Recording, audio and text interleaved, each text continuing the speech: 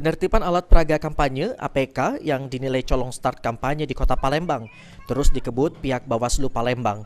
Pada masa tenang sebelum memasuki tahapan kampanye pada 28 November 2023 mendatang, di mana penertiban sendiri dilakukan sesuai dengan PKPU nomor 15 tahun 2023 tentang kampanye pemilu, sebagaimana diubah menjadi peraturan Komisi Pemilihan Umum nomor 20 tahun 2023.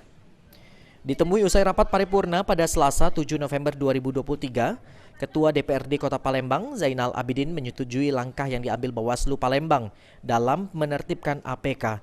Lantaran sesuai ketentuan KPU pada tanggal 4 sampai dengan 27 November 2023 merupakan masa tenang, dilarang kampanye baik secara terbuka maupun tertutup.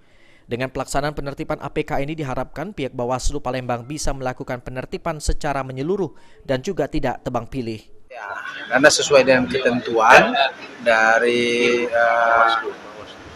pemilu terkait pemilu itu Bawaslu bahwa tanggal 4 sampai 27 November itu penetapan DCT dan masa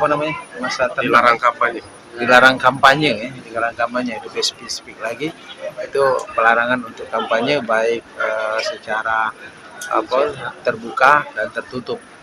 Kita hormati itu proses yang berjalan, dan juga kita harapkan kepada Bawaslu memang seluruhnya dibersihkan, jangan ada pandang bulu atau tebang pilih, dan bersihkan. Ditambahkan Zainal Abidin, saat ini pihak DPRD Palembang sendiri mengapresiasi langkah yang diambil oleh Bawaslu Palembang guna menertibkan dan juga mensukseskan pelaksanaan pemilu tahun 2024 mendatang di Kota Palembang. Sandi Pratama, PAL TV.